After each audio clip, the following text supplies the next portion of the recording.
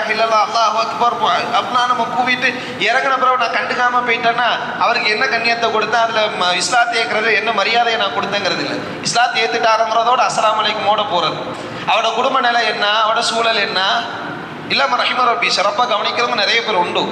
ஆனால் பிரதானமானவர்கள் கண்டுகொள்வதே இல்லை. இன்றைக்கு பலர்களை பார்க்குறோம் கிராமப்புறங்களில் அவர்கள் மீண்டும் திருப்பி அவருடைய மதங்களிற்கே செல்லக்கூடிய முர்த்ததாகி போகிறார்கள் பலர்கள். والصلاة والسلام على أشرف الأنبياء والمرسلين نبينا محمد وعلى آله وصحبه أجمعين. أما بعد، رضيت بالله ربا وبالإسلام دينا وبمحمد صلى الله عليه وسلم نبيا. رب اشرح لي صدري ويسر لي أمري واحلل عقدة من لساني يفقهوا قولي. الحمد لله قدم من شاء بفضله وأخر من شاء بعدله. لا يعترض عليه ذو عقل بعقله ولا يسأله مخلوق علة فعله. هو الكريم الوهاب حازم الأحزاب ومنشئ السحاب ومسبب الأسباب وخالق الناس من تراب. من اهتدى به ما ذل ومن اتقاه ما زل ومن اعتز به عباد ومن طلب غناه ما قل له الكبرياء والجبروت عز وجل. அகில உலகத்தை படைத்து அதை பரிபாலித்து பக்குவப்படுத்தி வரக்கூடிய ஏக வல்லவனாகி அல்லாஹ்வுக்கு எல்லா புகழும். அவருடைய சாந்தியும் சமாதானமும் எம்பெருமானார் கண்மணி நாயகம் முஹம்மது முஸ்தபா ஸல்லல்லாஹு அலைஹி வஸல்லம் அன்னவர்கள் மீதும். தம்பி அஃசல் இதில் இல்லையோ மைக்கு, இந்த மைக்கு தரலையே, மாடியில் போயிட்டா. நபிகள் நாயகம் ஸல்லல்லாஹு அலைஹி வஸல்லம் அவர்கள் மீதும் அவருடைய உற்றார் உறவுகள், தோழர்கள், தாபிஈன்கள், தபா தாபிஈன்கள் அனைவர் மீதும் அல்லாஹ்வுடைய அருளும் அன்பும் கருணையும் கிருபையும் என்றென்றும் நின்று நிலவட்டுமாக. ஒரு அழகான ஒரு சபையில முன்கூட்டிய இறைவனது அருளை அதீதம் அடைந்திட வேண்டும் என்கின்ற அதீத ஆர்வத்தோடு பல வேளைகள் இருந்தாலும் பல காரண காரியங்கள் இருந்தாலும் அதையெல்லாம் உதறி தள்ளிவிட்டு முழு ஈமானிய உள்ளத்தோடு அமர்ந்து கொண்டிருக்கிற உங்கள் யாவர் மீதும் இறைவனது எல்லா வளங்களும் நலங்களும் சுகங்களும் நசீபாகட்டுமா. அன்பான பெருமக்களே, எனக்கு இங்கே பேச தரப்பட்டிருக்கிற தலைப்பு சஹாபாக்களும் சமூக நீதியும் என்கின்ற தலையங்கம். சமூக நீதி என்றால் என்ன என்பதை பார்க்கணும். ஏன் சஹாபாக்களோடு சமூக நீதி என்பதை பிற்பாடு அறிந்து கொள்ள வேண்டும். சமூக நீதி என்றால் உலகத்தில் இருக்கிற எல்லா விதமான இறைவனது அருளும், அது கல்வி வளமாக இருக்கலாம், செல்வ வளமாக இருக்கலாம், இயற்கை வளமாக இருக்கலாம்,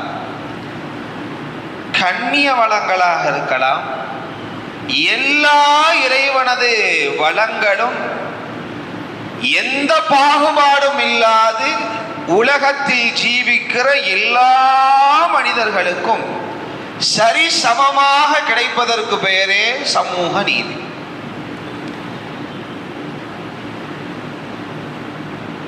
ஆனால் ஜாதிகள் இல்லையடி பாப்பா அப்படின்னு பாடியவரைய சாதிக்குள்ள சேர்த்துட்டாங்க. கல்வியால் தான் உயர்வு என்று பேசிய முன்னாள் முதலமைச்சர் தலைவர், அவரை ஒரு கட்சியில, அவரை ஒரு ஜாதியில சேர்த்து அவருடைய பெயரை போட்டு ஜாதியை போடுகிறார். இன்றைக்கு தமிழில் ஒரு மிகச்சிறந்த வான்மறையாக பார்க்கப்படுகிற திருக்குறளை எழுதியவரை ஒரு சாதியில திணிக்க பார்க்கிறார். யாரெல்லாம் பெரும் பெரும் தலைவர்களாக பேசும் பொருளாக இருந்த பெரும் பெரும் நாயகர்களை எல்லாம், சமூகம் பார்த்த நாயகர்களை எல்லாம் ஒரு சாதியோடு அவர்களை அடக்கி அவர்களை தன்னகமானவர் என்று பெருமை பேசிக் கொள்வதற்கு பயன்படுத்தப்படுகிறதை பார்க்கும். ஜாதிகள் இல்லை, எல்லாரும் சமம் அப்படின்னு பேசி மறைஞ்சவங்களே ஒரு சாதியாக ஆக்கி கொண்டு, சாதிகளே உலகத்தில் இருக்கக்கூடாது, எல்லோரும் சமம் என்று பேசிக் கொண்டிருக்கிற பெரும் பெரும் கட்சிகள் ஓட்டு காலம் வந்துவிட்டா எந்த மாநிலத்தில், எந்த மாநகரங்களில், எந்த ஊர்களில் அதீதமான ஜாதிக்காரர்கள் வசிக்கிறார்களோ அதே ஜாதிக்காரரை அந்த இடத்திற்கு நிப்பாட்டுவார் ஓட்டிற்காக. ஆனால் பேச்சு மட்டும் சாதிகள் இங்கே கிடையாது, எல்லோரும் சமம் என்பதால். இது எப்போது நடக்கிறது என்றால், நவநாகரீகங்கள் எல்லாம் வளர்ந்து விஞ்ஞான யுகமாக பரிணாமம் எடுத்து அறிவு முதிர்ச்சியில இருக்கக்கூடிய இந்த காலகட்டத்திலேயே இப்படி இருந்தார். முஹம்மது முஸ்தபா ஸல்லல்லாஹு அலைஹி வஸல்லம் நபிகள் நாயகம் ஸல்லல்லாஹு அலைஹி வஸல்லம் காலத்துல அது எவ்வளவு இருந்திருக்கும். ரசூல் ஸல்லல்லாஹு அலைஹி வஸல்லம் காலத்துல நிற பாகுபாடு இருந்தது, மொழி பாகுபாடு இருந்தது, குல பாகுபாடு இருந்தது. இவர் உயர்ந்த குலம், இவர் தாழ்ந்த குலம், இவர் மூத்த குலம், இவர் செல்வாக்கு உடைய குலம், இது செல்வாக்கு அற்ற குலம், ஹபஷி வேறு குறைஷி வேறு, இரண்டையும் சரிசமமாக பார்க்க இயலாது ஜாஹிலியா காலத்தில். ஆனா சேற்றில் முளைத்த செந்தாமரை என்று நபிகளார் ஸல்லல்லாஹு அலைஹி வஸல்லம் அவர்களை சில கவிஞர்கள் வர்ணிப்பார்கள். நபிகள் நாயகம் ஸல்லல்லாஹு அலைஹி வஸல்லம் மலர்ந்ததோ ஒரு சேற்றில் தான், ஆனால் மிளிர்ந்ததோ அந்த சேற்றில் தான். மாற்றப்பட்டது பூங்காவனமாக. யார் மாற்றியது? அல்லாஹுக்கு அடுத்தபடியாக இந்த முஹம்மது ஸல்லல்லாஹு அலைஹி வஸல்லம். அன்பான பெருமக்களே, பலர்களையும் பார்த்திருப்போம். வியக்கத்தக்க வார்த்தைகளினால், சொல்லாடல்களினால், உரையாடல்களினால் என்னென்னலாமோ மேடையில் சொல்லி, அழகிய நடையோடு மிளிரான வாக்கத்தோடும் ஆட்டத்தோடும் அசைவுகளோடும் பல சமூக புரட்சியை, சமூக நீதியை பேசியவர்களை எல்லாம் நாம் பார்த்திருக்கிறோம். ஆனால் எதை இந்த முஹம்மது ஸல்லல்லாஹு அலைஹி வஸல்லம் பேசினாரோ அதற்கொப்ப வாழ்ந்து மறைந்தார். அவர் அப்படி வாழ்ந்ததினால்தான் இந்த புனிதர்கள், மனிதர்களின் புனிதர்கள், சஹாபாக்கள் சமூக நீதியை கடைபிடித்தார். அலி ரலியல்லாஹு அன்ஹு ஆட்சியாளர், ரலியல்லாஹு அன்ஹு. அந்த ஆட்சியாளர் ஒரு நாள் அவரிடத்திலிருந்து துளைந்து போன ஒரு போர் தளவாடம், போர் கவசம், அதை ஒரு யூதரின் கையில பார்க்கிறாங்க. பார்த்த பின்னால் ஸல்லல்லாஹு அலைஹி, அதாவது அலி ரலியல்லாஹு அன்ஹு அந்த யூதர்கிட்ட போய், யூதரே இது என்னடா போர் கவசம், எங்கேருந்து எடுத்தீங்க, என்ன அப்படின்னு விவரம் கேட்க. அந்த யூதர் சொல்றாரு ஆட்சியாளரை பார்த்து, இது உங்கடையா? இது உங்கடை இல்லையே, இது என்னட? இது என்னுடையது, இது உங்களுடையது கிடையாது, நான் சொந்தமாக வாங்கினேன் அப்படின்னு சொல்றேன். உடனே அலி ரலியல்லாஹு அன்ஹு ஆட்சியாளர் தலைவர் எடுத்து தட்டி தட்டி புனிங்கிருக்கலாம். என்னுடைய ஈமான வச்சு நான் சொல்றேன், உங்களோட ஈமான வச்சு என்னால் உதாரணம் காட்ட முடிகிற அளவுக்கு உங்களுடைய ஈமான் யாரும் அறிவு எனக்கு கிடையாது. அன்பான பெருமக்களே, நீதிமன்றத்திற்கு வழக்கு போகிறது. அலி ரலியல்லாஹு அன்ஹு அவர்கள் ஒரு தரப்பில் நிற்கிறார்கள், அந்த யூதர் ஒரு பக்கத்தில் நிற்கிறார். அலி ரலியல்லாஹு அன்ஹு பார்த்தவுடன் நீதிமன்றத்தின் நீதிபதி எந்திக்கிறார். உட்காருங்கள் என்றார் அலி ரலியல்லாஹு அன்ஹு. தேவையற்ற இடத்தில் தேவையற்ற செயல்களில் ஈடுபடாதீர்கள், உங்களை நான் நீதி அரசராக பார்க்கிறேன், நீதமாக நடந்து கொள்ளுங்கள் என்று சொல்லிவிட்ட பின்னால் வழக்காடல் துவங்குகிறது. அலி ரலியல்லாஹு அன்ஹு அவர்களுடைய குற்றச்சாட்டு, இதோ இந்த யூதனின் கரத்தில் இருக்கிற போர்த்தளவாடம் என்னுடையது. நான் ஒரு நாள் போருக்கு போன போது போர் முடித்து மீண்டும் ஒரு வீட்டிற்கு வந்து ஒரு உரையாடலை நிகழ்த்தி விட்டு திருப்பி குதிரை கிட்ட போகிறேன். என்னோட போர் தளவாடம் மாட்டியிருந்த அந்த இடத்தில் எனது போர் தளவாடம் இல்லை, கீழே விழுந்திருக்கிறது என்று நினைக்கிறேன், யாரோ எடுத்திருக்கிறார் என்று நான் நினைத்து கொண்டேன். பிற்காலத்தில் சமீபத்தில் இந்த யூதனுடைய கரத்தில் என்ற போர் தளவாடத்தை நான் பார்த்தேன், இது என்னுடையது அப்படின்னு சொல்றேன். இதற்கு சாட்சியார்? இது உங்களுடையதுதான் என்றால் இதற்கான சான்றுகள் தாருங்கள் என்று கேட்கிறார். யார? அலி ரலியல்லாஹு அன்ஹு, ஆட்சியாளர் அலி ரலியல்லாஹு அன்ஹு 2 சாட்சிகளை தருகிறார்கள். 2 சாட்சிகளும் தெளிவான முறையில் இல்லை. நீதிபதி தீர்ப்பளிக்கிறார், இது உங்களுடைய போர்க்கவசம் இல்லை, ஏனென்றால் உங்களுக்கு சரியான சான்று இல்லை, சாட்சிகள் சரியாக இல்லை, அதனால இது உங்களோட இதா இருக்காது அப்படின்னு அவரோட தீர்ப்பு. இது யூதருடைய கவசம் தான் என்று சொல்றார். யூதர் தரப்புல சொல்றா, இது நான் வாங்கினது தான், வாங்கினதுக்கு மேல சாட்சி தேவையில்லை, எடுத்தாரு குற்றச்சாட்டுறதான் சாட்சியை தரணும் அப்படிங்கிற மாதிரி அந்த நீதிமன்றத்தில் ஒரு நீதி. அலி ரலியல்லாஹு அன்ஹு அவர்கள் நீதிபதி தீர்ப்பு வழங்கின உடனே செவிமடுத்து விட்டு பொருந்தி கொண்டு போகிறார். உடனே அந்த யூதன் நீதி அரசரை பார்த்து சொன்னார், நீதி அரசரே, உண்மையாக இந்த போர் தளவாடம் இந்த அமீருல் முஃமினீன் அலி ரலியல்லாஹு அன்ஹு அவர்களுடையது தான். நான் தான் பொய் உரைத்தேன், அவர் பொய் உரைக்கவில்லை. எனவே இப்படி ஒரு நீதியான சூழலை என்ற வாழ்க்கையில் நான் பார்த்ததில்லை. அஷ்ஹது அல்லா இலாஹ இல்லல்லாஹ் வ அஷ்ஹது அன்ன முஹம்மதர் ரசூலுல்லாஹி ஸல்லல்லாஹு அலைஹி வஸல்லம் என்று திருக்கலிமாவை மொழிந்து இஸ்லாத்துக்குள்ள வந்தார். அன்றைய காலத்தில் 100% முஸ்லிம்கள் வாழ்ந்த பகுதி, 1% குறைவாகத்தான் யூதர்கள் வாழ்ந்தார்கள். ஆனால் பெரும்பான்மையாக முஸ்லிம்கள் வசிக்கிறார்களே, அவர்களுக்கு சாதகமாக பதில் தந்தாலோ அல்லது தீர்ப்பு வழங்கினாலோ நம் பக்கத்தில் என்ன பெரிய பிழை வந்துட போகிறது என்றெல்லாம் எண்ணப்பாங்கு கொள்ளாம எது நீதி எது நியாயம் குர்ஆன் சொல்கிறது, ஃபஅதிலு இஅதிலு ஹுவ அக்ரபு லித்தக்வா, நீதியா நடக்க, நீதி உங்களை இறையச்சத்தின் பால் நெருக்கும் என்றார் குர்ஆன் சொல்றது.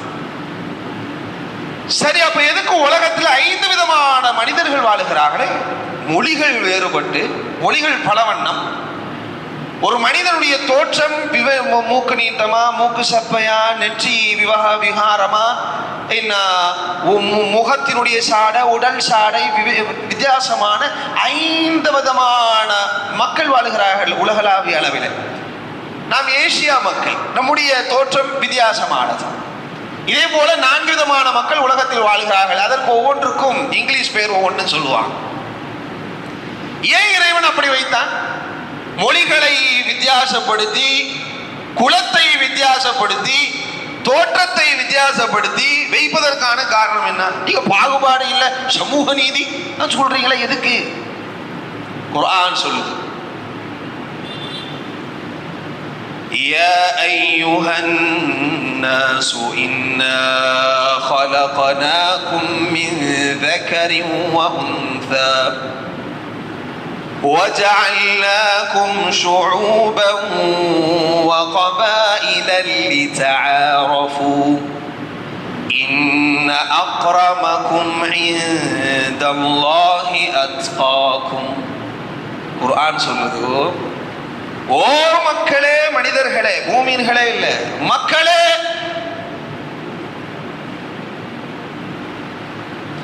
இன்னா ஹலக்னாக்கும் மின் தக்கரி வ உன்சா, அடேயப்பா, உங்களுக்கெல்லாம் ஒரே உம்மா ஒரே வாப்பா, ஒரு தாய் ஒரு தகப்பன் மூலமாகத்தான் உங்களை நாம் படைத்தோம். وَجَعَلْنَاكُمْ شُعُوبًا وَقَبَائِلَ لِتَعَارَفُوا. அவையாம் குலங்களும் கோத்திரத்தையும் நான் உண்டாக்குனேன்டா. இவர் இன்ன குலத்தை சார்ந்தவர், இவர் இந்த மொழியை சார்ந்தவர், இவர் வேறு, மொழியால் வேறு, நிறத்தால் வேறு என்று லிதஆரஃபு, அறிந்து கொள்வதற்கு. சரி, அப்ப வேறுபாடு எதுல இருக்கு? வேறுபாடு இருக்குங்க, வேறுபாடு இருக்கு. எதுல வேறுபாடு இருக்கு? இன்ன அக்ரமக்கும் இந்தல்லாஹி அத்காக்கும். உயர்வு ஒரு மனிதனுக்கு உண்டு என்றா அது அந்த மனிதனுடைய இறையச்சத்தை வைத்துட்டா அப்படின்னு குர்ஆன் சொல்லுது. உங்களில் சங்கையானவர் என்றா யாரு? அவருக்கு இறையச்சம் இருக்கும். நபிகள் நாயகம் ஸல்லல்லாஹு அலைஹி வஸல்லம் இதைத்தான் சொன்னாங்க. இந்த தூதர் இருக்கிறாரு, அப்படி வாழ்ந்து காமிச்சார். பேச்சுக்கு சொல்லிட்டு போக இல்லை. ஜாஹிர்னு ஒரு மனிதர் இருந்தார். ஜாஹிர், அவர் ஒரு காட்டுப்புறத்து அரபி. மாநகரங்களில் பெருநகரங்களில் கிடைக்காத கனிகள் காய் வர்க்கங்கள் எல்லாம் கிராமப்புறங்களில் அதீதம் கிடைக்கும். இப்போ சென்னை மாநகரத்தில் எல்லா விதமான காய்கள் கனிகள் விதம் விதமான இறைவனின் அருளான பழம் வகைகள் எல்லாம் மாநகரங்களில் கிடைப்பதற்கான காரணம் சிற்றூர்களில் இருந்து கொண்டு வந்து சேர்ப்பிக்கப்பட்டு வணிகமாக்கப்படுவதுதான். ஆனா அதே மாதிரி மதினா நகரத்தினுடைய கடை வீதியில ஒரு வியாபாரி இருந்தார், காட்டரர். அவருடைய கிராமத்து புறத்துல ரொம்ப அழகான நூதனமான சுவைமிக்க பழங்கள் எல்லாம் காய்த்து பழுத்து குழும். அதை வணிகம் செய்வதற்காக வியாபாரம் செய்வதற்காக மதினா நகரத்துக்கு வருவார். ஆனால் அவர் முஸ்லிம், ஜாஹிர் ரலியல்லாஹு அன்ஹு. எப்போதெல்லாம் இந்த பழங்களை பறித்து வருவாரோ அப்போதெல்லாம் அந்த புனிதமான ஒளிமயமான அந்த முகமான முஹம்மது ஸல்லல்லாஹு அலைஹி வஸல்லம் அவர்களை சந்தித்து விட்டுத்தான் சந்தைக்கு செல்வார். அப்படி நபிகள் நாயகம் ஸல்லல்லாஹு அலைஹி வஸல்லம் அவங்களுக்கு எல்லா பழங்களிலும் ஒவ்வொரு வகையான பழங்களிலும் ஒரு பங்கை ரசூலுல்லாஹி ஸல்லல்லாஹு அலைஹி வஸல்லம் அன்பளிப்பு கொடுத்து விட்டு பின்னால் சந்தைக்கு போகிறார். ஒரு வழக்கமுடையவர் அவர். ஆனால் அவர் தோற்றத்தால் நலிவடைந்தவர். உடையால் மிளிரென உடை இருக்காது. நாம் நினைப்பதை போல உடையை வைத்து, அவருடைய தோற்றத்தை வைத்து, அவருடைய குரலை வைத்து, அவருடைய பணத்தை வைத்து, அவருடைய குலத்தை வைத்து, எந்த ஊடு இவர் ஊர்ல எந்த ஊடு, எந்த ஊட்டை சார்ந்தவர் அப்படின்லாம் எந்த ஊரு இதுவும் கிடையாது. அவர் ரொம்ப பலகீனமானவர், கிராமத்து புறவாசி. உடையில எல்லாம் இப்ப வாழைத்தார ஒருத்தர் வெட்டிட்டு வராரு வியாபாரி, வாழைப்பழ வியாபாரி, வாழைத்தார் வியாபாரின்னு அவனோட உடையில வாழைத்தாருடைய அடையாளம் அங்கங்க கரையா ஒடிச்சு ஒட்டி இருக்கும் மாதிரி விவசாயிகளை பார்த்தா அவங்களாம் ரொம்ப மிளிரான உடையெல்லாம் உடுத்திருக்க மாட்டான், சாதாரணமா இருக்கும். சஹாபாக்களுடைய ஆரம்ப காலகட்டம். இவர் ரொம்ப வெகுளியா பேசக்கூடியவர்னா இன்னைக்கு சமூகத்தினுடைய பரிபாசைன்னா புழைக்க தெரியாதவர் என்று நான் சொல்லுவது. உங்களை நீங்க சொல்வீர்கள் என்று சொல்ல முடியாது. இன்னைக்கு நம்முடைய பார்வையில் சிலர்களை எப்படி வைத்திருப்போம். அல்லாஹ் பாதுகாக்கணும் என்னையும் உங்களையும். ரொம்ப ஏளனமாக பேசக்கூடிய ஒரு சூழல் ஏற்பட்டது.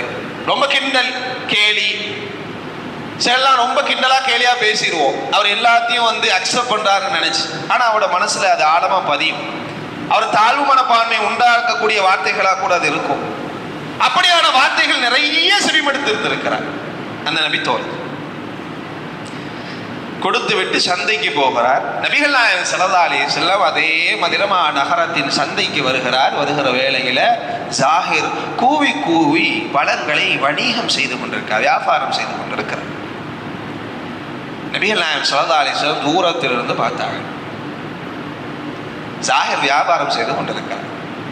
நபிகள் நாயகம் ஸல்லல்லாஹு அலைஹி வஸல்லம் சந்தை, நிறைய மக்கள், பல மக்கள் கூடக்கூடிய இடம், நான் ஜனாதிபதி, நான் ரஹ்மத்துல் லில் ஆலமீன், எந்த ஒரு பாசாங்கும் இல்லை.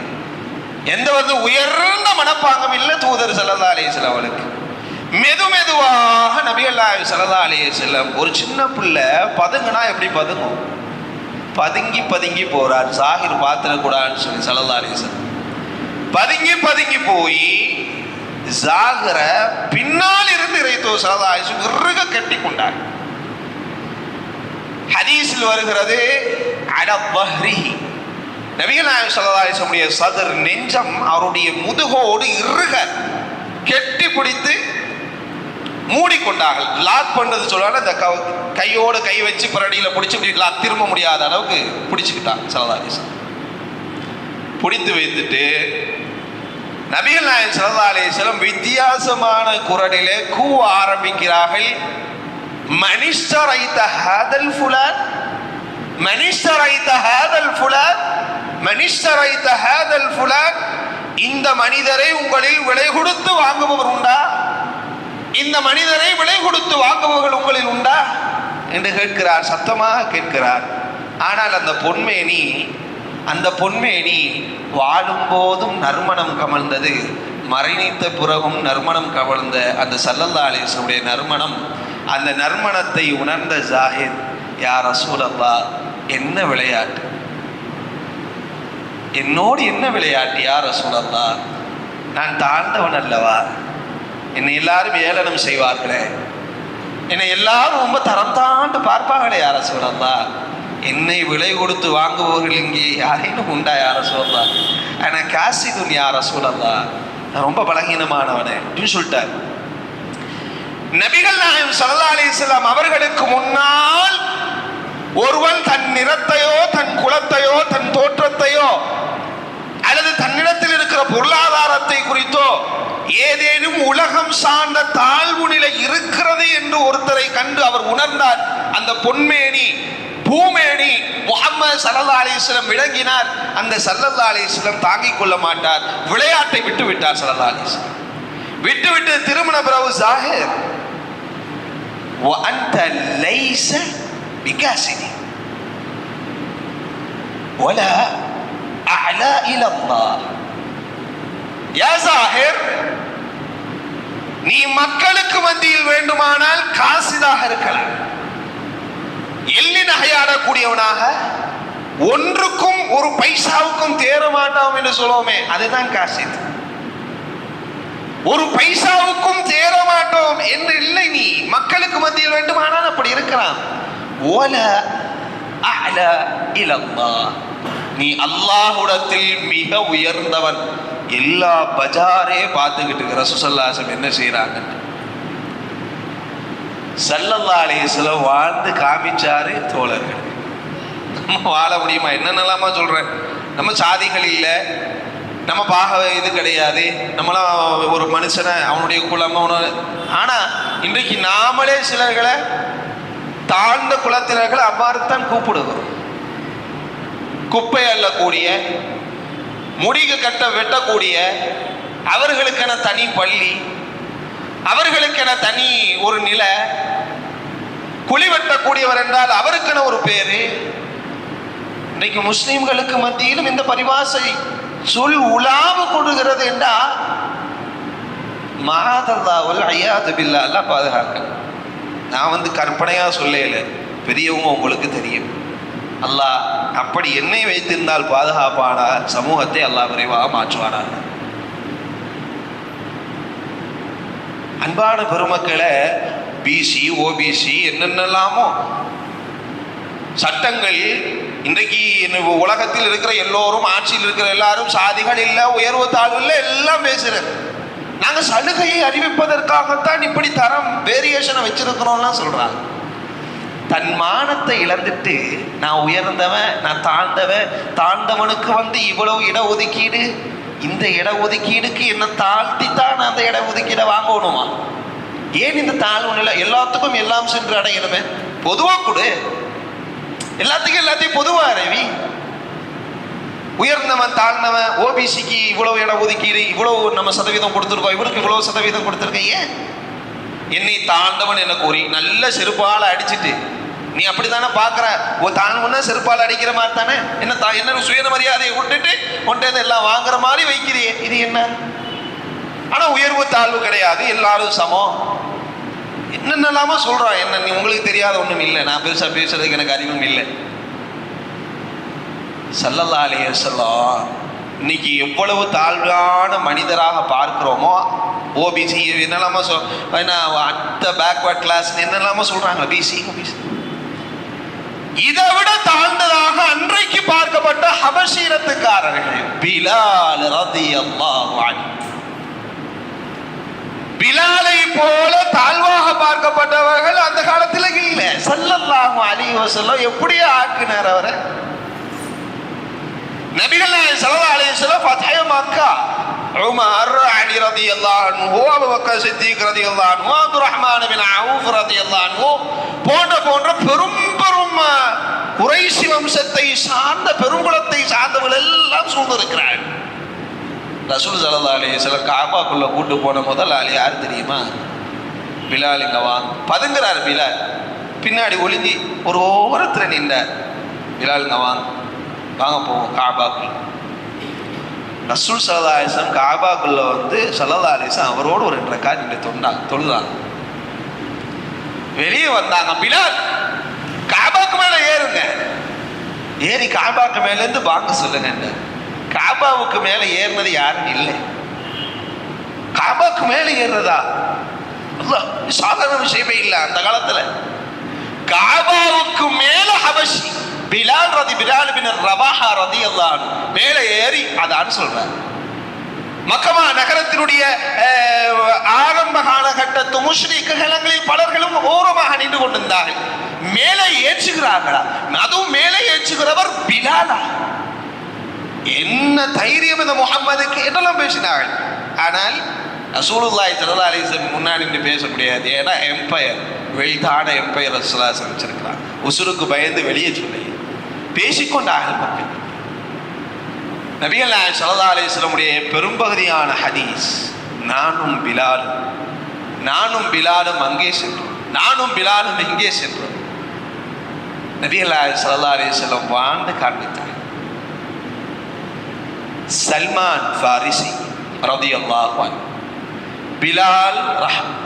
பிலால் பின் ரவாஹா ரலியல்லாஹு அன்ஹு, ஷுஐப் ரூமி ரலியல்லாஹு அன்ஹு, இந்த 3 சஹாபாக்கள். அபூ சுஃபியான் இஸ்லாத்தை ஏற்பதற்காக மஸ்ஜிது நபவிக்கு மதீனா நகரத்துக்கு வருகிறார். உணர்ந்து புரிந்து வருகிறார். அபூ சுஃபியானினால் பலவிதமான இஸ்லாத்திற்கு சங்கடங்களை உருவாக்கினார். இஸ்லாத்தை ஏற்கிறதுக்கு முன்னால பத்ர் யுத்தம் துவங்குவதற்கு காரணகர்த்தாவாக இருந்தவர். உஹது யுத்தத்தில் இஸ்லாமியர்கள் பெருமளவு வீழ்ச்சி அடைவதற்கு காரணமாக இருந்து ரசூலுல்லாஹி ஸல்லல்லாஹு அலைஹி வஸல்லம் திருமேனிகள் எல்லாம் அடிபட்டு ரத்தம் உராய்ந்து சஹாபாக்களோடு குன்றுகளுக்கு மேலிருந்து பதகுகிற போது அபூ சுஃபியான் கீழே இருந்து பேசிய உரையாடல் நீளமானது, ஏளனமாக திட்டியும் வஞ்சித்தும் பேசினார். இஸ்லாத்தை ஏற்பதற்காக மஸ்ஜிது நபவிக்கு வருகிறார். வருகிற போது அபூ சுஃபியானை இந்த 3 பார்க்கிறார்கள். பிலால், சல்மான் மற்றும் ஷுஐப் ரலியல்லாஹு அன்ஹும் அஜ்மஈன். 3 பார்த்து, அல்லாஹ்வுடைய வாள் எதிரிகளை சரியாக பதம் பார்க்கவில்லை, இன்னும் முழுமையாக அல்லாஹ்வுடைய வாள் எதிரிகளை பதம் பார்க்கவில்லை என்று சொல்கிறார். இதை அபூபக்கர் சித்திக் ரலியல்லாஹு அன்ஹு அவர்கள் செவிமடுத்து விட்டார். செவிமடுத்து விட்டு 3 பேரையும் பார்த்து சொன்னார்கள், எவ்வளவு மோசமான வார்த்தையை நீங்கள் பயன்படுத்துகிறீர்கள், எவ்வளவு உயர்ந்த மனிதர் தெரியுமா அபூ சுஃபியான்? மக்கமா நகரத்தின் தலைவர், பணத்தால் பதவியால் எல்லா விதத்திலும் உயர்ந்த ஒரு மனிதர். அல்லாஹ்வை புரிந்து இஸ்லாத்தை ஏற்பதற்காக வந்திருக்கிறார். என்ன வார்த்தை பேசுகிறீர்கள் என்று இந்த 3 சொல்ல, 3 அடிமையாக இருந்து இஸ்லாத்தை ஏற்றவர்கள். இருங்கள், நீங்கள் இப்படி சொன்னதை நான் கண்மணி நாயகம் ஸல்லல்லாஹு அலைஹி வஸல்லம் சொல்லுறேன் அப்படின்னு நேர சபைக்கு போறார். அபூ சுஃபியான் இஸ்லாத்தை ஏற்று முடித்த பிற்பாடு ரசூலுல்லாஹி ஸல்லல்லாஹு அலைஹி வஸல்லம் போயிட்டு சொல்றாரு, அபூபக்கர் சித்திக் ரலியல்லாஹு அன்ஹு, யா ரசூலல்லாஹ், இந்த பிலால், சல்மான், ஷுஐப் ரலியல்லாஹு அன்ஹு இந்த 3 பேரை பார்த்தீர்களா? இப்படியான வார்த்தையை புரோஜித்துக் கொண்டிருக்கிறார்கள். யா ரசூலல்லாஹ், நான் அவர்களை திட்டுவிட்டு வந்தேன், என்னன்னு கேளுங்க அப்படின்னு அபூபக்கர் சித்திக் சொல்றார்.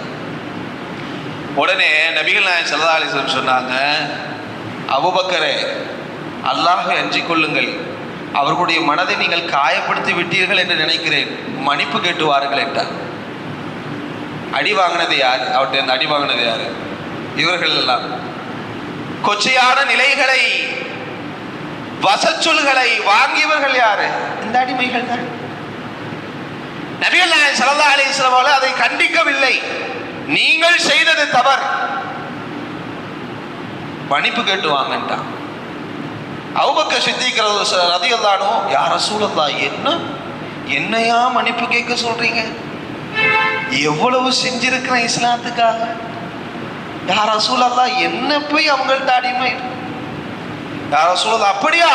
ஓடோடி சென்றா பிலால், சல்மான், ஷுஐப் ரூமி ரலியல்லாஹு 3 பேரையும் சந்தித்து, அல்லாஹ்வுக்காக என்னை மன்னித்துக் கொள்ளுங்கள், என் வார்த்தையில் ஏதேனும் கடின போக்கு இருந்தால் மன்னித்துக் கொள்ளுங்கள். உடனே பிலால் சொல்கிறார், யாரு? அபூபக்கர் சித்திக் யாரு? பிலால் ரலியல்லாஹு விடுவித்தவர், அடிமைத்துவத்திலிருந்து விடுவித்தவர். செத்த பாம்புக்கு எதுக்கு விலை கொடுக்கணும் அப்படின்னு கேட்டாங்க. ஆனா விலை கொடுத்து வாங்கி இஸ்லாத்து கிடைப்பதற்காக ஒரு நசீப், அதை வளமா பின்பற்றுவதற்கான ஒரு நசீப் அபூபக்கர் சித்திக் ரலியல்லாஹு மூலமாக அல்லாஹ் தந்தான். யாருக்கு? பிலால் ரலியல்லாஹு அன்ஹு. அதெல்லாம் மனசுல இல்லை. மன்னித்துக் கொள்ளுங்கள்னு பிலால் ரலியல்லாஹு அன்ஹு சொன்னாங்க. யா அபூபக்கர், எங்களை விடவெல்லாம் நீங்கள் இறையச்சத்தாலும் நன்மையாலும் உயர்ந்தவர். உங்களை அல்லாஹ் எப்போதும் மன்னித்து கருணை காட்டுவார் என்று சொல்லி எங்களிடத்தில் நீங்கள் மன்னிப்பு கேட்க வேண்டாம் சொன்னார். அபூபக்கர் சித்திக் ரலியல்லாஹு அன்ஹு குலத்தால், பொருளாதாரத்தால், பதவியால், கண்ணியத்தால் இஸ்லாத்தில் எல்லா விதத்திலும் மூத்த முன்னோடி. பிலால் ரலியல்லாஹு அன்ஹு நாம் சொல்கிற எதுவுமே இல்லை. கருத்தவர், முடி பரட்டை, கண்களில் மஞ்சள் அடித்து, உதடுகள் தடித்து, மெல்லிய உடம்பு, பெரிய தாம்தூம் என்கின்ற உடை எல்லாம் கிடையாது. ஒரு ஒரு ஏழ்மையின் சுவடுகள் அனைத்தும் தென்படுவதை போலதொரு துணி தான் அவருடைய மேல் துணி. இல்லாமல் மன்னிப்பு கேட்க போனார்கள். அபூபக்கர் சித்திக் மன்னித்தோம் என்றும் சொன்னாங்க. பிலால் இருந்தாங்க. சகோதரர்களே, அபூதர் ரலியல்லாஹு அன்ஹு, அபூதருக்கும் பிலால் ரலியல்லாஹு அன்ஹு ஒரு வாக்குவாதம் வருது. அப்போ அபூதர் ரலியல்லாஹு அன்ஹு அவர்கள் என்ன செஞ்சிடறாங்கண்டா, வாக்கு கொஞ்சம், அந்த வார்த்தை கொஞ்சம் வேகமா போகையில, யா இப்னு சௌதா, கருப்பியின் மகனே, என்ன பேச்சு பேசுறா அப்படின்னு சொல்லிட்டார். பிலால் ரலியல்லாஹு அன்ஹு அவர்களுக்கு மன வருத்தம். சஹாபாக்களுக்கு மன வருத்தம் வந்துட்டுண்டா அந்த கண்மணி நாயகத்தை தேடி போயிடுவாங்க. ஏன்னா அவரு பணத்தை பார்த்தோ, குளத்தை பார்த்தோ, கோத்துரத்தை பார்த்தோ மன ஆறுதல் தரவர் இல்லை. அவர் முகத்தை பார்த்தே மன ஆறுதல் தர. என்ன முகம் வாடி போயிருக்குது, என்ன கண்ணெல்லாம் சரியில்லையே, முகத்தை பார்த்து பேசுறார், ஜேப்பை பார்த்து பேசுறவில்லை அந்த உயர்ந்த உத்தம தூதர் ஸல்லல்லாஹு அலைஹி வஸல்லம். ஸல்லல்லாஹு அலைஹி வஸல்லம் போய் சொன்னாரு, யார் சொல்ல, எனக்கு ஒரு மன வருத்தம். அபாதரோடு நான் ஒரு விவகாரமாக பேசிக்கொண்டிருக்கிற போது, யா இப்னு சௌதா, கருப்பியின் மவனே என்றார். எனக்கு ரொம்ப காயமாயிடுச்சு மனசுக்கு. தோழர்களை பார்த்து சொன்னார் ரசூல் ஸல்லல்லாஹு அலைஹி வஸல்லம், அந்த அபூதரை கூட்டுவாங்கன்றார். யா அபாதர், وأنت في جاهلية؟ هل أنت في جاهلية؟ நீ இன்னுமா மடமை காலத்தில் இருந்து திரும்ப வரையில அபூதர்ரே? கருப்பீனத்தின் மகனை என்று பிலாலை சொன்னீர்களா? முகம் செவத்து விட்டது ரசூலுல்லாஹி ஸல்லல்லாஹு அலைஹி வஸல்லம்.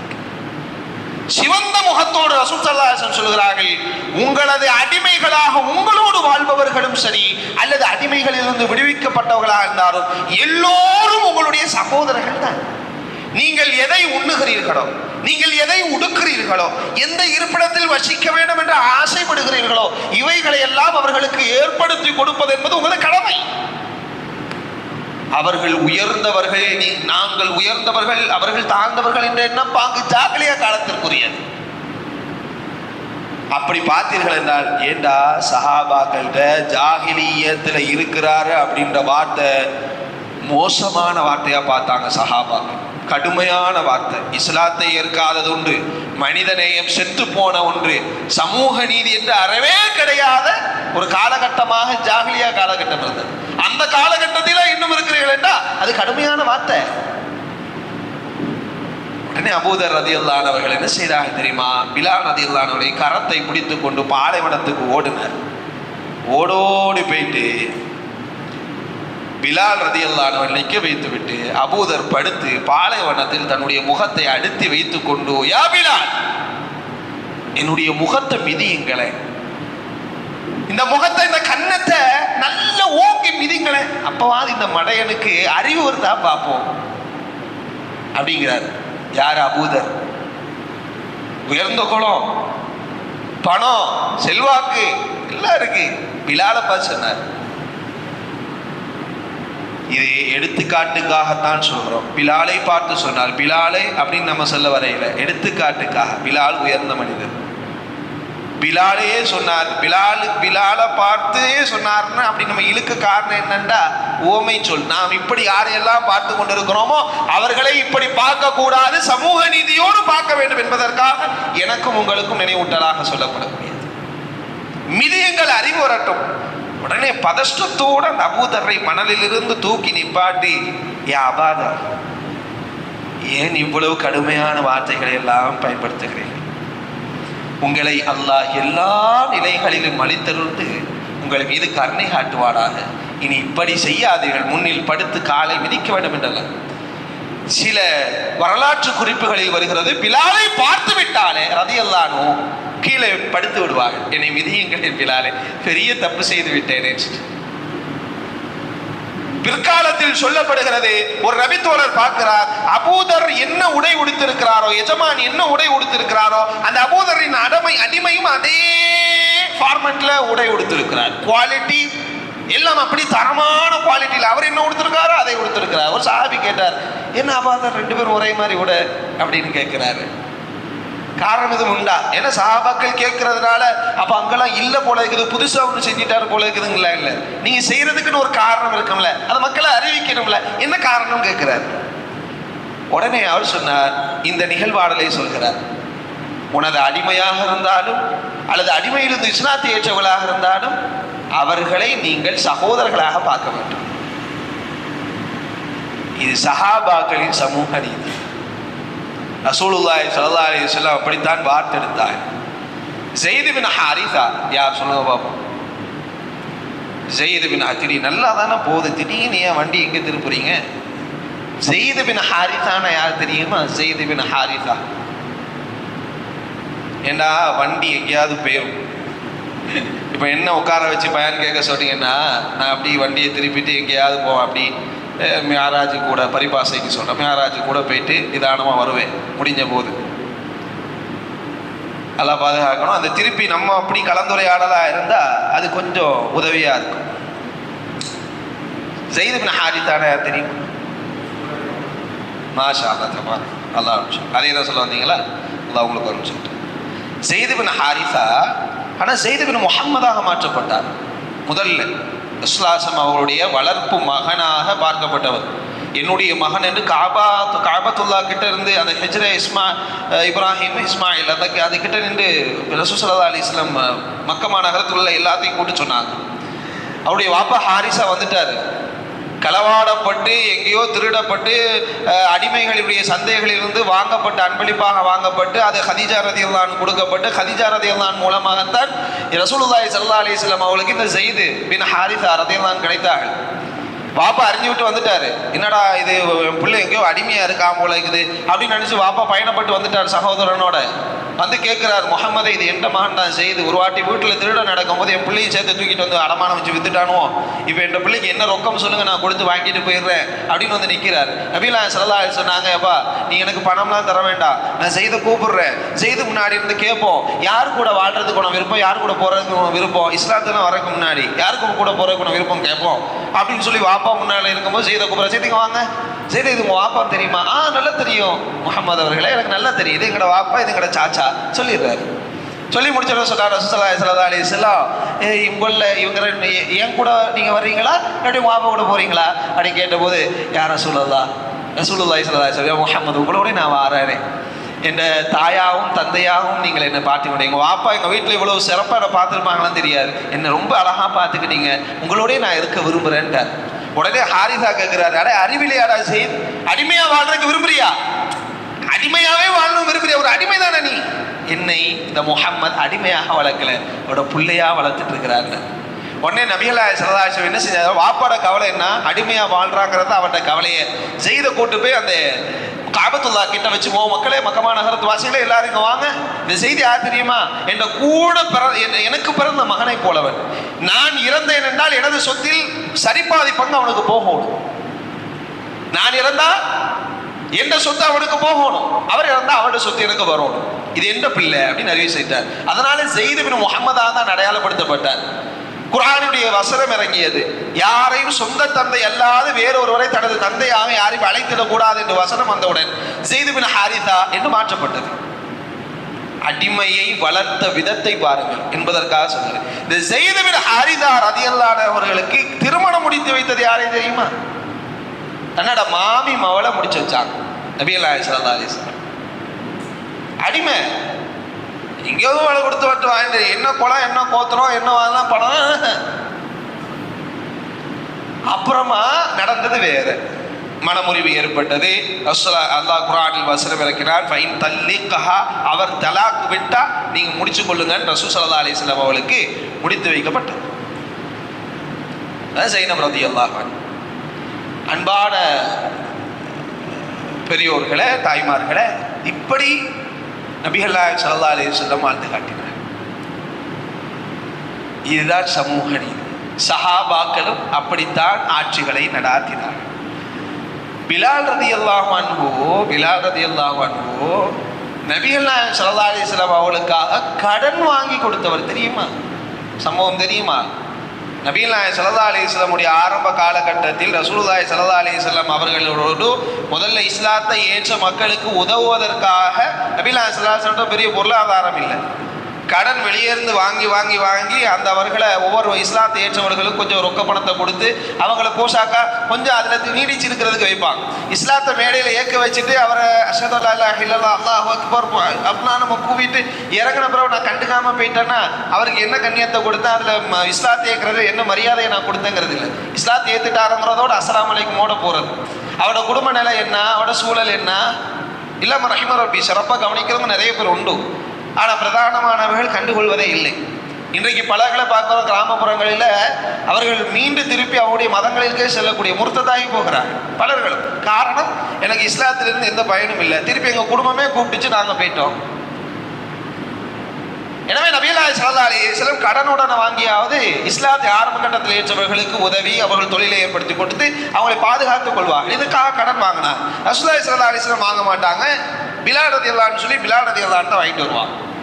பிலால் ரலியல்லாஹு அன்ஹு அவர்கள் இப்படி வாங்குகிறார்கள் என்று தெரிந்து ஒரு யூதன் வந்து பிலால்கிட்ட சொல்றாரு, பிலால் அவர்களை இப்படி நீங்கள் கடன் எடுப்பதாக கேள்விப்பட்டேன், எனவே உங்களுக்கு என்ன ரூபா தேவை, எவ்வளோ கடன் தேவைனாலும் என்கிட்ட சொல்லுங்கள், என்கிட்ட நான் பணம் இருக்குது, நான் உங்களுக்கு அந்த கடன் உதவி நான் செய்கிறேன், என்கிட்ட நீங்கள் தாராளமாக கேட்கலாம் அப்படின்னு சொல்கிறாங்க. இன்றைக்கி பலஸ்தீன் நாசமாக போன காரணம் என்ன, இப்படி தான் வட்டியை கொடுத்து தான் வாங்கின இடத்த ஃபுல்லாக வாங்கி இப்போ எந்த இடம் எந்த கொள்கை தான் மேலே பக்கத்தில் உள்ளவையோட வாழக்கூடாது, இது எல்லாத்தையும் எனக்கே தந்துரு அப்படின்னு சண்டையை பிடிச்சி ஏன்னா எல்லாத்தையும் நான் தான் ஆக்குப்பை பண்ணுவேன்னு தெரியலாம். அவன்கிட்ட வழக்கமே என்னென்னா கடனை உடனே கொடுத்தாவது ஒரு வட்டின்னு ஒரு பேரில் ஒன்று கொடுத்தது என்ன செய்வான், அந்த வட்டி அன்னைக்கு அந்த ஆரம்ப காலகட்டம் தானே வட்டி எல்லாம் இருந்தது. பிற்பாடு ஒவ்வொன்றும் மதீனா நகரத்தினுடைய அப்படியே போக போகத்தான் சட்டங்கள் ஒவ்வொன்றும் அருளப்பெற்றன. கடனாகத்தான் கேட்கப்படுகிறது என்று ஹதீஸில் வருகிறது.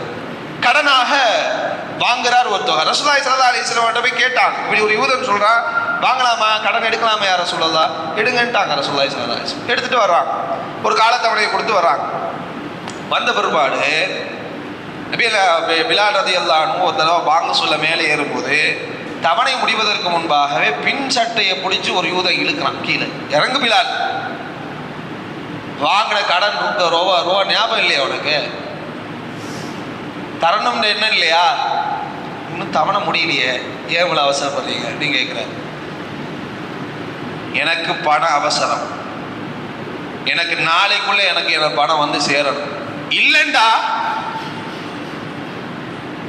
என்னிடத்தில் நீங்கள் அடிமையாகி உங்களுடைய பழைய வாழ்க்கையை வாழ வேண்டிய சூழலை நான் ஏற்படுத்தி விடுவேன். மிரட்டிட்டு போயிட்டான். பிலால் ரலியல்லாஹு அன்ஹு ஓடோடி வர்றார் ரசூலுல்லாஹி ஸல்லல்லாஹு அலைஹி வஸல்லம். யா ரசூலல்லாஹ், இந்த யூதனிடத்திலே கடன் வாங்கினோமே, அந்த யூதனுடைய சட்டையை பிடித்து இழுத்து நாளைக்குள் பணத்தை கட்டவில்லை என்றால் உன்னை நான் திருப்பி அடிமையாக்கி கொண்டு பழைய வாழ்க்கையை கொடுத்து விடுவேன் என்றான். என்னுடைய உள்ளங்களெல்லாம் ததுததும்பி விட்டது. பழைய நினைவுகள், இவ்வளவு காலம் எனக்கு அந்த எண்ணப்பாங்கே இல்லை, சந்தோஷமாக அடிமை என்கின்ற துவத்தை எல்லாம் மறந்து வாழ்ந்தேன். அந்த யூதன் அந்த வார்த்தையை சொன்ன உடனே பழைய நினைவுகள் வந்து விட்டது. யார் ரசூலல்லாஹ், வார்த்தையை கவனிக்கணும். பிலால் சொல்றாரு, யார் ரசூலல்லாஹ், அவன்கிட்ட கடனை அடைக்கிறதுக்கு என்கிட்டையும் ரூபாய் இல்லை, உங்ககிட்டையும் ரூபாய் இல்லைன்னு எனக்கு தெரியும். அதனால் யார் ரசூலல்லாஹ், இங்கே இருந்தால் அவன் என்னை அடிமையாக்கிடுவான்.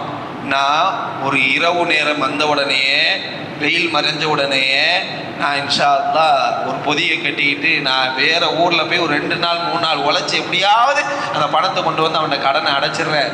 யாருன்னு சொல்லலாம், நான் போயிட்டு வர்றேன் அப்படின்ற தகவலை சொல்கிறாங்க. சொன்ன மாத்திரத்திலே பிலால் ரலியல்லாஹு அன்ஹு அவர்களுக்கு பதில் சொல்ல அல்லாஹ்வுடைய தூதர் ஸல்லல்லாஹு அலைஹி வஸல்லம் எந்த விதமான பதிலுமே இல்லை. ரசூல் ஸல்லல்லாஹு அலைஹி வஸல்லம் வாயவே துறக்கையில் அவர் பேசிட்டார், அவர் எஞ்சி போயிட்டார். பிலால் ரலியல்லாஹு அன்ஹு பொதிகளை எல்லாம் கட்டி வைத்துக் கொண்டிருக்கிறார். அப்போது இரவு நேரம் ஒரு மனிதர் வந்து கூட, பிலால் என்னாச்சு பிலால், வாங்க, உங்களை முஹம்மது ஸல்லல்லாஹு அலைஹி வஸல்லம் கூப்பிட்டாங்க, வாங்க, மஸ்ஜித் நபவியில் இருக்காங்க, போய் பாருங்க. நேராக போறார். மஸ்ஜித் நபவிக்குள்ள நுழைறதுக்கு முன்னாடி வாசல்ல 2 ஒட்டகங்களுக்கு மேலே பொதிகள் இருக்குது. அதெல்லாம் என்னன்னு தெரியல, பார்த்தாரு, உள்ளே போயிட்டார். ரசூலுல்லாஹி ஸல்லல்லாஹு அலைஹி வஸல்லம் பார்க்க ஸல்லல்லாஹு அலைஹி வஸல்லம் போய் சொன்னார், யா ரசூலுல்லாஹி ஸல்லல்லாஹு அலைஹி வஸல்லம், யா ரசூலுல்லாஹ் அழைத்தீர்களோ? ஆம் பிலாலே, வெளியே 2 ஒட்டகங்கள் இருக்கிறதை பார்த்திருப்பீர்கள், அதற்கு மேல் பொதிகள் இருக்கிறது அல்லவா, அவைகள் இருப்பதெல்லாம் பொருளாதாரம். நமக்கு யார் யாரிடத்திலெல்லாம் நாம் கடன் வாங்கினோமோ அவர்கள் எல்லோருக்கும் அவர்கள் கொடுத்த கடனை விட, தொகையை விட அதிகமாக அன்பளிப்பு செய்து நீங்கள் எல்லோருடைய கடனையும் அடைத்துவிட்டு வந்த பிற்பாடு தான் நான் இந்த மஸ்ஜிது நபவியிலிருந்து எந்திரிச்சு போவேன், அடைச்சிட்டு வாங்கன்ட்டேன்.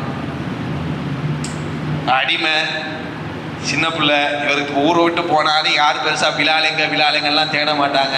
ஒரே அடிமை, போயிட்டு போறாரு, எங்கேயோ போயிட்டு போறாரு, அவரை இதுதானே அப்படின்னு தலையில் கட்டி அனுப்பியிருக்கலாம். எந்த ஈமானை வச்சு சொல்கிறேன், அல்லாஹ் நடக்கக்கூடாது, ஒரு அயோக்கியத்தரமான நிலை, அல்லாஹ் பாதுகாக்கிற, அது மனிதர்களில் புனிதர். அல்லாஹ்வுடைய தூதர் ஸல்லல்லாஹு அலைஹி வஸல்லம் மௌனமாக இருந்தார்கள், பதில் இல்லை. அல்லாஹ் கொடுத்தார். இது ஒரு அரசனின் மூலமா எனக்கு அன்பளிப்பாக வந்தது, பக்கத்து நாட்டு அரசன் மூலமா அன்பளிப்பாக வந்தது, இதை நீங்க கொடுத்துருங்க. ஆனா நீங்க கொடுத்து விட்டு நான் கொடுத்து விட்டேன் என்று வந்த பின்னாடி தான் நான் மஸ்ஜித் நபவி விட்டு எச்சு போக வேண்டாம். பக்கத்துல எல்லாம் ஃபுல்லா தன்னுடைய மனைவிமாவோட வீடு, எங்கேயும் போல ஸல்லல்லாஹு அலைஹி வஸல்லம் வீட்டிலே உட்கார்ந்தார். முதல்ல அந்த யூதனுடைய கையில ஒப்படைச்சிட்டு, கடனை ஒருத்தர் தார்மாரா கேட்டா சொல்லுவோம், மூஞ்சில விட்டெறியடா பாரு அப்படின்லாம் சொல்லுவான். அப்படி இஸ்லாம் சொல்லல, மூஞ்சில விட்டெறிகிறது, தூக்கி எறிகிறது, அவனுக்கு பேசுறதுக்கு உரிமை இருக்குதுங்கிறது வாழ்க்கை சொல்லி. எப்போ என்ன 3 நாள் தவணை தானா, அரசராக இருக்கிற நம்ம மக்களுடைய உமரையும் அந்த ஹாலித் பின் வலீதையும் அதுக்கப்புறமா இருக்கிற அந்த ஹம்சாவை அனுப்பி அவர் என்ன ஒரு கை வாட்டுவா சொல்லியிருக்கலாம். அவன் போனாலே எப்பா இன்னைக்கு தரவே வேணாம் தான் மன்னிச்சுட்டேன்ருவான். அந்த அளவுக்கு அவங்க ரொம்ப அற்புதமான வீரர்கள். ஸல்லல்லாஹு எல்லாம் செய்யலை, முயற்சி பண்ணாங்க, அல்லாஹ் கொடுத்தான், கொடுத்துட்டு வான்ட்டான். எல்லாருக்கும் அழகான முறையில் கொடுத்துட்டு பொதி கொஞ்ச காலம் இருக்குது, செல்வம் இருக்குது. பிலால் ரலியல்லாஹு அன்ஹு அல்லாஹ்வுடைய தூதர் ஸல்லல்லாஹு அலைஹி வஸல்லம் சந்திக்க வரார் மஸ்ஜித் நபவியில். வீட்டுக்கே போயில, மஸ்ஜித் நபவியிலே இருக்கா. அப்படி யாரும் சொல்ல எல்லாத்துக்கும் கடன் நிறைவாக கொடுத்துட்டாங்க, ஆனால் இது கொஞ்சம் மிஞ்சிட்டு இருந்தா. உடனே ரசூலுல்லாஹி ஸல்லல்லாஹு அலைஹி சொன்னாங்க, அந்த பொதிகளில் இருக்கிற எந்த பொருளாதாரமும் எனக்கு வரவே கூடாது, எல்லாவற்றையும் நீங்கள் செலவு செய்து விட்டு தான் வர வேண்டும் என்றார். அது வரைக்கும் நான் போக மாட்டேன். அதுக்கப்புறமா பிலால் அந்த கொஞ்சம் பணத்தையும் கொண்டு போய் தான தர்மம் செய்துவிட்டு வந்தார். வந்த பின்னால் 2 பேரும் ஒன்றாக மஸ்ஜித் நபவி விட்டு வெளியேறினார். நபிகள் நாயகம் ஸல்லல்லாஹு அலைஹி வஸல்லம் வாழ்ந்தது சமூக நீதியோடு. நம்மகிட்ட இருக்குதா? அப்ப ஏங்க உங்களோட குளத்துல மரைக்காயர், ராவுத்தர் அப்படிலாம் பிரிச்சுட்டு இருக்கிறீங்களே, அதெல்லாம் என்ன?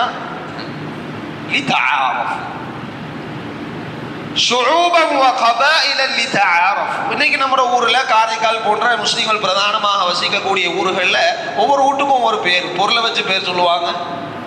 ஏன்னா ஒரு பெரிய பொருள் அல்லது ஒரு மிருகங்கள் கொச்சையான பெயர்களையும் வைத்திருக்கிறார்கள். அந்த எப்படி பேர் வந்தது என்று அல்லாஹ் ஆலம். இப்படியாக வீட்டு பேரெல்லாம் வைப்பாங்க. இது எதுக்கு? குர்ஆன் என்ன சொல்லுதோ, நீ தாரஃப், இவர் உயர்ந்த குளம், இவர் பெரிய பணக்காரர் வீடு, இவர் சின்ன வீடுன்னு பார்க்கவா? ஆனா நம்மட வாயில சாதாரணமா சக்கிலிய இவ குழு வச்சு அது இது நம்ம பேசி போடுறோம், தவிர்த்து கொள்றோம். மனிதனாக பார்க்கிறோம், அவருடைய தொழிலை சொல்லணும், பிரச்சனை இல்லை. குப்பை போடுறவர், குப்பை எடுக்கிறவர் வர்றாரு, போதும். முடிவெட்டுவர் வர்றாரு, அவருக்குன்னு ஒரு பேர், குழி வெட்டவனுக்குன்னு ஒரு பேர். பொண்ணே கிடைக்க மாட்டேது அவரோட குடும்பத்தில் உள்ள ஆட்களுக்கு. அவனை சார்ந்த ஒரு குழி வெட்டுற ஒரு ஆட்கள் தான் பொண்ணு கிடைக்குது. ஒரு முடிவெற்றவர், முடி கத்துறீங்கன்னா அவருக்கு அவரோட அந்த தொழிலுக்குன்னு ஒரு பேர். அவர்களுக்குள்ளேயே தான் பொண்ணு எடுக்கணும். இங்கே வந்து ஒரு ராவுத்தரோ மரைக்காயிட்டையோ அல்லது ஒரு இங்கே இருக்கவட்ட எடுக்க முடியாது. நான் என்ன சொல்றேன்னா, சமூக நீதியை கட்டமைத்த, மிக துல்லியமாக வடிவமைத்த, அதில் ஒரு சின்ன பிசுறும் தட்டாமல் வளர்த்தெடுத்த வார்த்தெடுத்த இந்த கண்மணி நாயகம் ஸல்லல்லாஹு அலைஹி வஸல்லம் உம்மத்துடைய நிலையாது. வீட்டுடைய பேரை கேட்கறது, வாப்பாட பேரை கேட்கறது, அவனை அப்படியா இப்படியா, அவனை மாட்டா நீ இருப்பா நான் சொல்லி சுபஹான ஜல்ல வால. ஊர்ல அப்படித்தானே, எல்லா ஊரையும் சொல்லல, கண்ணியவான்கள் நிறைந்திருக்கிறார்கள். தபாரக் அல்லாஹ், அல்ஹம்துலில்லாஹ். அப்படி இருப்பவர்களுக்கு அல்லாஹ் எல்லா வளங்களையும் சுகங்களையும் எல்லா விதமான அருள்களையும் வளமாக நிரம்ப வழங்கட்டும். ஆமீன். ஆனா இப்படியான சிலர்கள் இருக்கிறார்கள், அல்லாஹ் அவர்களுக்கு ஹிதாயத்தை நசீபாக்கட்டும். எனவே அன்பான பெருமக்கள், ஸல்லல்லாஹு அலைஹி வஸல்லம் அவர்கள் சமூக நீதியோடு வாழ்ந்திருக்கிறார்கள். எனக்கு அந்த நீதி இருக்கிறா, எல்லாரும் சமம்தான்ற மனப்பாங்க எனக்கு இருக்குதா? நான் அப்படி பார்க்கிறேனா? தோழர்களை யோசிச்சு பாருங்க. இன்னைக்கு மீடியாக்களை திறந்தா இஸ்லாமியர்களின் எந்த வளர்ச்சியும் பிடிக்காத பெரும் பெரும் கட்சியினுடைய தலைவர் எல்லாம், முன்னாள் தலைவர், இந்நாள் தலைவர் அல்லது கட்சியின் பெரும் புள்ளிகள் எல்லாம் பேச துவங்க வைத்திருக்கிறார். ரப்பு ஓ மக்கரு ஓ மக்கரல்லா ஒல்லாஹு கைருல் மாக்கிரீன். அவன் பெரும் சூழ்ச்சியாளன் சிறந்தவன் அல்லான்னு சொல்றான்ல. திறந்தவன சொல்றான், 2050க்குள்ள உலகமே இஸ்லாமியர்களாக மாறக்கூடும்ட்டான். 35 கோடிக்கு மேல இன்றைக்கு இஸ்லாமிய முஸ்லீம்களுடைய எண்ணிக்கை மக்களின் கணக்கெடுப்புல கூடி இருக்கிறாங்கட்டாங்க. 2050 இதோடைய வளர்ச்சி அபரிதமா இருக்குங்கிறான். இன்னும் சிலர்கள் பேசுகிறார்கள், நான் இன்றைக்கு கலிமாவை மொழிந்தேன் என்று வையுங்கள், எனக்கு குர்ஆனை ஓத தெரியும் என்று வையுங்கள், நான் முஸ்லீம்கள் வணங்குகிற அந்த பள்ளிவாசலுக்கு சென்று அவர்களுக்கு நான் வணக்கத்தை புரிவதற்கான தலைமை வகுத்து நடத்தக்கூடிய ஒரு சூழல் எனக்கு ஏற்படும். உங்களோட நான் எந்த மதத்தில் இது இருக்குதா அப்படின்னு கேட்கிறானே. கிறிஸ்தவத்தில் கருப்பினத்தார்களுக்கென ஒரு மதிப்புண்டு. ஒரு கருப்பர் எழுதுகிறார், நான் ஒரு மலைக்காக வீடுகளுக்கு ஓரங்களில் எல்லாம் ஒதுங்கினேன். வெள்ளைக்காரர்கள் வந்து சொன்னார்கள், கருப்பினத்தாருக்கு ஒதுங்குவதற்கு இங்கே இடம் இல்லை, போங்கன்னு சொல்லி. ஏன்னா நீங்க பிளாக் பீப்புள், எனவே நான் சரி மக்கள் தானே, வெள்ளை அவர்களுடைய சொந்த ப்ராப்பர்ட்டியில தான் நிற்க கூடாதுன்னு சொல்றாங்க, அதுக்கு அனுமதி இருக்கு. நான் வந்து ஒரு சர்ச்சு வாசல்ல போய் நிற்கிறேன், அங்க உள்ள சர்ச்சு பாதிரியார் சொல்றாரு, உங்களோட நீங்க பிளாக் பீப்புளா இருக்கனால ஒரு கருப்பினத்தார் இங்க வந்து நிக்கிறதுக்கு அனுமதி இல்லை, நீங்க வெளியே போய் நில்லுங்க, அங்க போயிருங்க, எங்கேயாவது போய் நில்லுங்க அப்படின்ட்டு சொன்ன உடனே அவர் கவிதையா எழுதுறாரு, இயேசு பெருமானே, நீ 2வது முறையும் உயிர்ப்பித்து வருவாய் என்று சொல்லப்படுகிறது. நீ உயிர்ப்பித்து வருகிற போது கருப்பினத்தாரின் மகனாக வந்துடாத, கருப்பினத்தின் மனிதனாக வந்துடாத, வெள்ளை இனத்தின் மனிதனாக வந்துடு அப்படின்னு பிரபல்யமான கவிதை ஒன்று இருக்கிறது. இன்றைக்கு கிறிஸ்துவ மதத்திலும் சரி, எல்லா மதங்களிலும் இந்த உயர்வு தாழ்ந்த மனப்பாங்க. ஆனா முஸ்லீம்ல அப்துல்லா நாடார், என்ன அப்துல் ரஹ்மான் போனார், என்ன அப்துல்லா முதலியார், இப்படின்னு ஏதாவது பட்டம் அங்கே கொடுக்குறோமா, சொல்லியிருக்கோமா?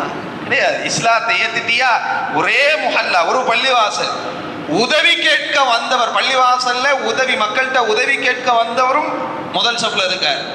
அவருக்கு உதவுவரும் அவர் பக்கத்தில் நின்று தொழுகிறார். இது எந்த மார்க்கம்? இஸ்லாமிய மார்க்கம் தானே வளர்ந்து இருக்குது. இந்த சமூக நீதி நம்மட மார்க்கத்தில் தானே இருக்குது.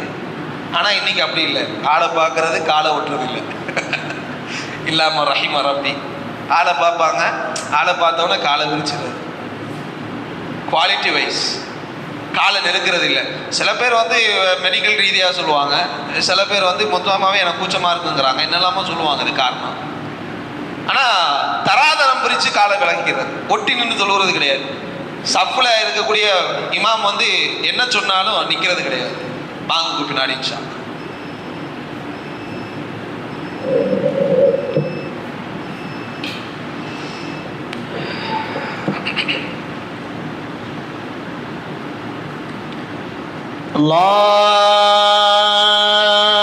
Allahu Akbar, Allahu Akbar, Allahu Akbar,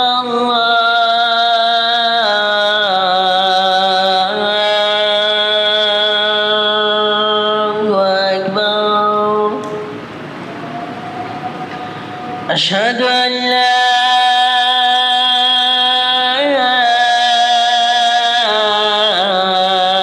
إله إلا الله.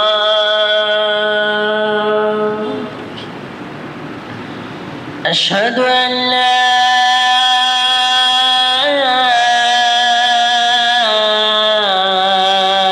إله إلا الله.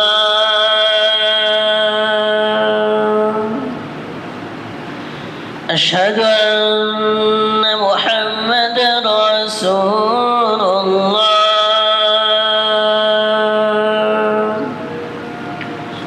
أشهد أن محمدا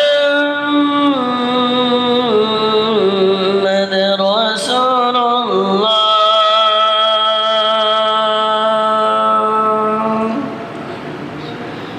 حي على الصلاة.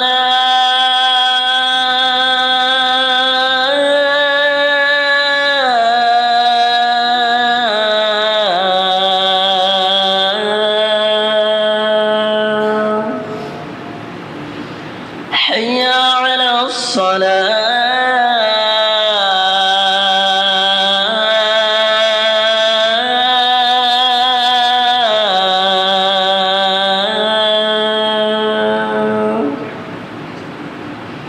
حي على الفلاح.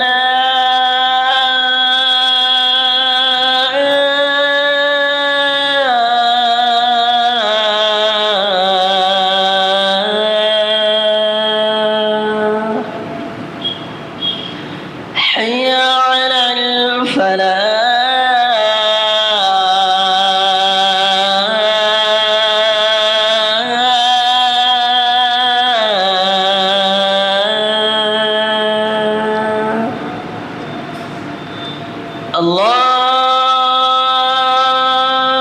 الله أكبر، الله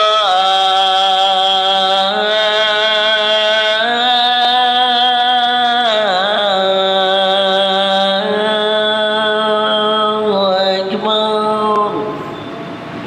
لا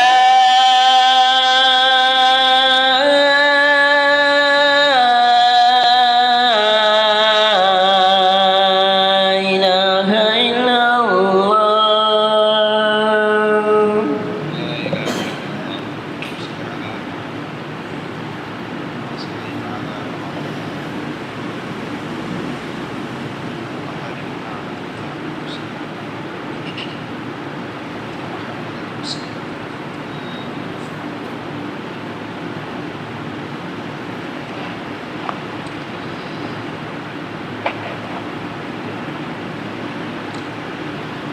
بسم الله الرحمن الرحيم.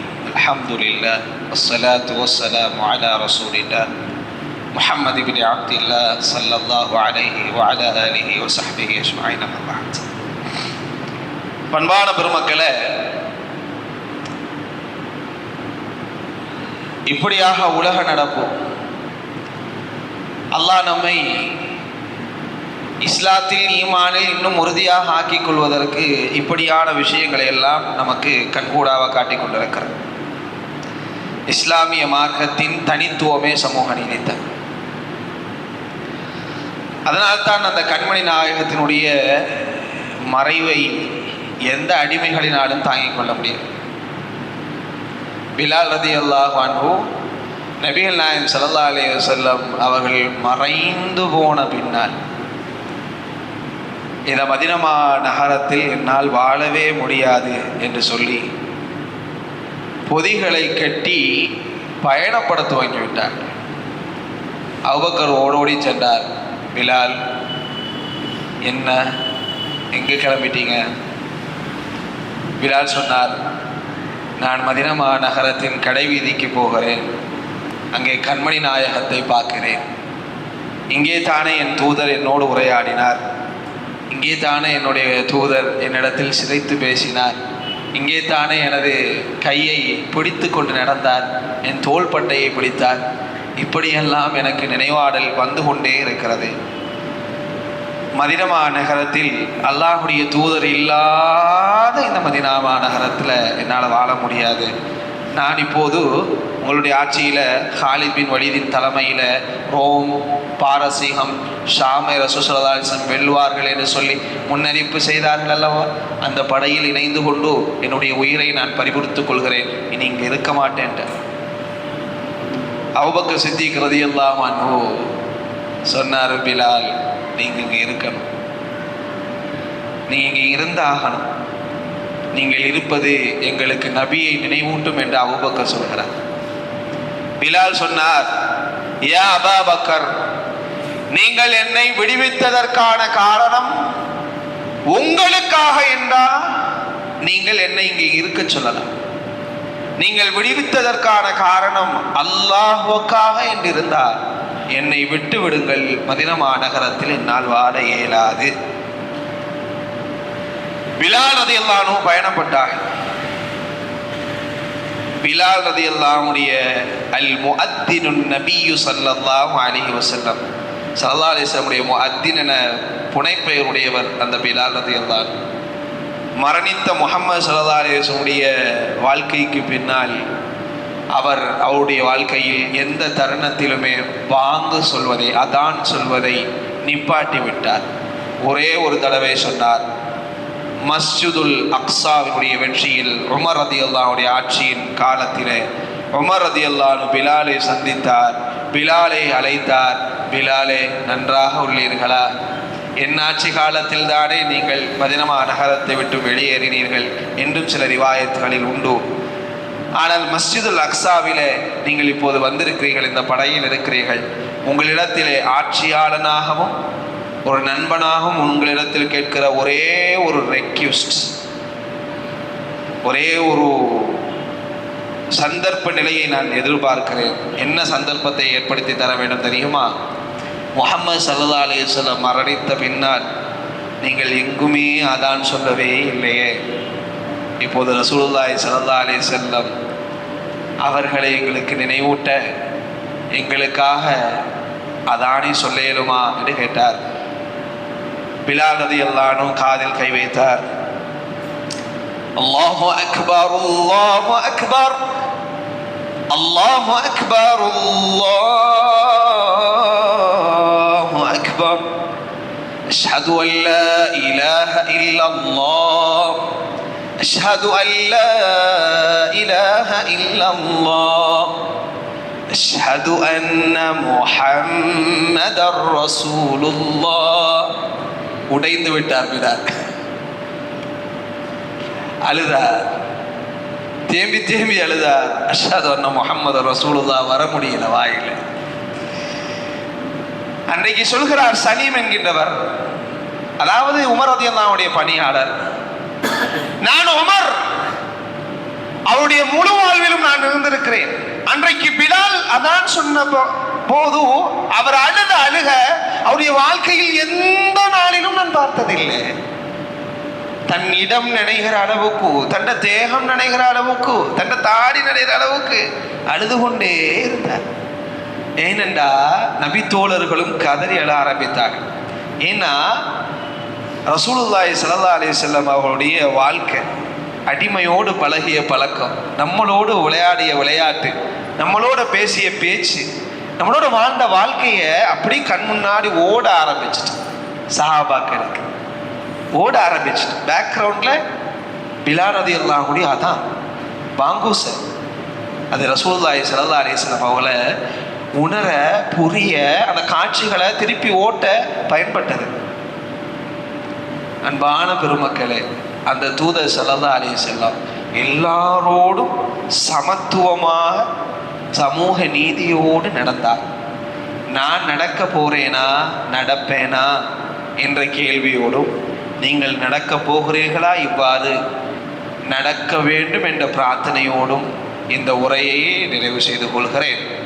وآخر دعوانا الحمد لله رب العالمين والسلام عليكم ورحمة الله وبركاته.